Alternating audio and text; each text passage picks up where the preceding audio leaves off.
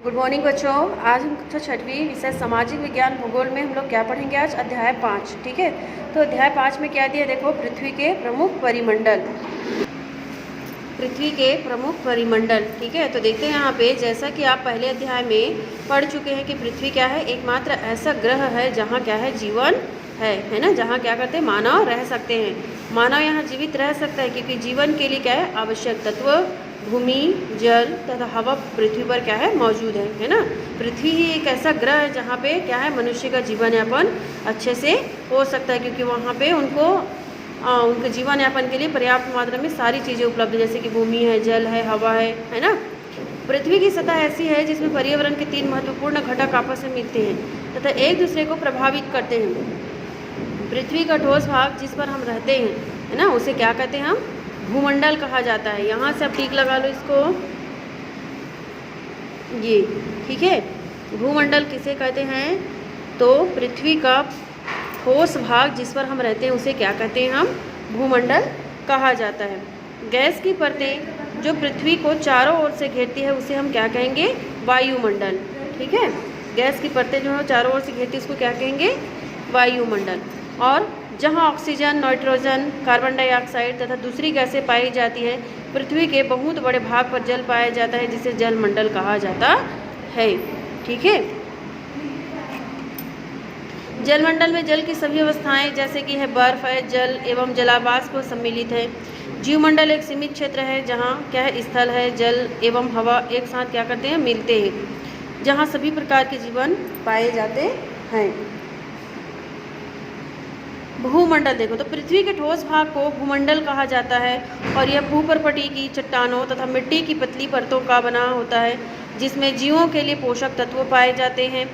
पृथ्वी की सतह को 2 मुख्य भागों में बांटा जा सकता है। बड़े स्थलीय भूभागों को महाद्वीपों के नाम से जाना जाता है तथा बड़े जलाशयों को महासागरीय बेसिन के नाम से जाना जाता है।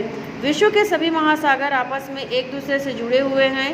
जैसे कि चित्र 5.1 में विश्व के मानचित्र को देखिए, क्या सभी स्थलीय भूभाग एक दूसरे से आपस में जुड़े हैं। समुद्री जल का तल सभी जगह समान होता है। स्थल की ऊंचाई को समुद्र तल से मापा जाता है जिसे हम क्या कहते हैं, शून्य माना जाता है। यह है आपका चित्र, ठीक है, 5.1 जहाँ पूछा गया कि क्या आपस में सब जुड़े हुए हैं। विश्व का सबसे ऊंचा शिखर जो है वो माउंट एवरेस्ट समुद्र तल से कितना है, 8,848 मीटर ऊंचा है। और विश्व का सबसे गहरा भाग प्रशांत महासागर का मेरियाना गर्त है जिसकी गहराई कितनी है, 11,022 मीटर है। क्या आपने कभी कल्पना की है कि समुद्र की गहराई पृथ्वी के सबसे ऊंचे भाग से इतनी अधिक भी हो सकती है ना। अब यहाँ पे देखेंगे महाद्वीप में, तो फिर महाद्वीप में क्या है कि पृथ्वी पर 7 प्रमुख महाद्वीप है ना। कितने महाद्वीप हैं, 7। ठीक है, आपको याद होना चाहिए कौन कौन सा है। देखो, विस्तृत जल राशि के द्वारा एक दूसरे से अलग है ये महाद्वीप है एशिया, है ना। हमारा भारत किसमें आता है, एशिया महाद्वीप में। ठीक है, एशिया, यूरोप, अफ्रीका, उत्तर अमेरिका, दक्षिण अमेरिका, ऑस्ट्रेलिया तथा अंटार्कटिका।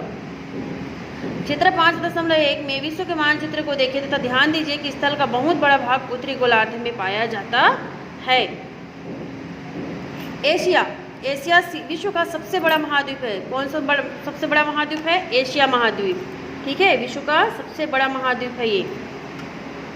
यह पृथ्वी के कुल क्षेत्रफल के 1/3 भाग में फैला है और यह महाद्वीप पूर्वी गोलार्ध में स्थित है। कर्क रेखा इस महाद्वीप से होकर गुजरती है और एशिया के पश्चिम में यूराल पर्वत है जो इसे यूरोप से अलग करता है।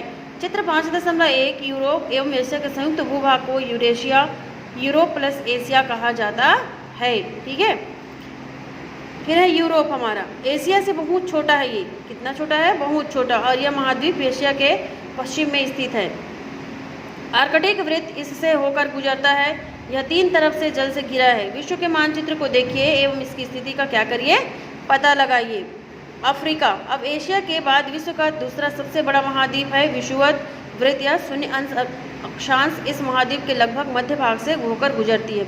अफ्रीका का बहुत बड़ा भाग उत्तरी गोलार्ध में स्थित है। और चित्र 5.1 को देखिए, आप पाएंगे कि यही एक ऐसा महाद्वीप है जिससे होकर कर्क, विषुवत तथा मकर तीनों रेखाएं क्या है, गुजरती है ना। यहाँ देख रहे हो आप, ये कर्क रेखा है ना,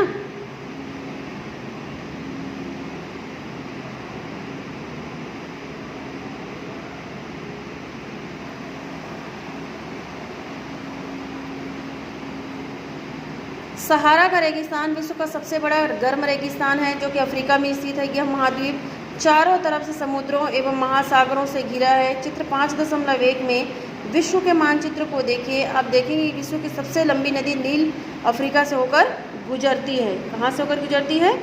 नील अफ्रीका से, है ना।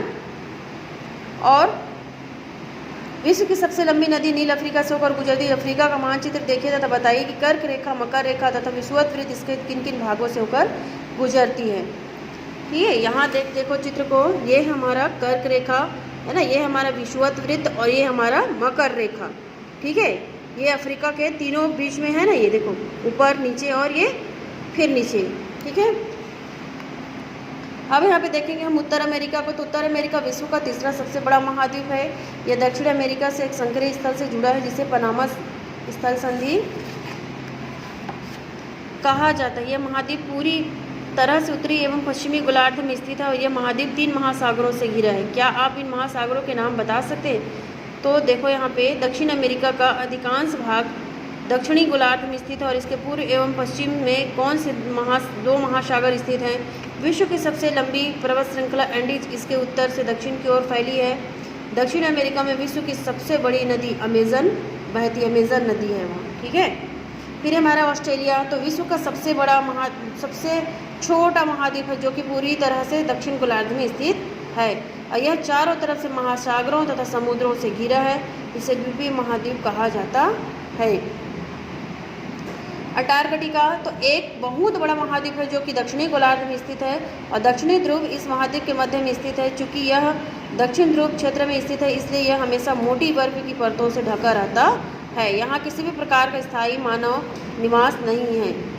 बहुत से देशों के शोध केंद्र यहाँ स्थित है और भारत के भी शोध संस्थान हैं यहाँ है और इसके नाम मैत्री तथा दक्षिण गंगोत्री है। ठीक है, यहाँ जलमंडल हम कल पढ़ेंगे।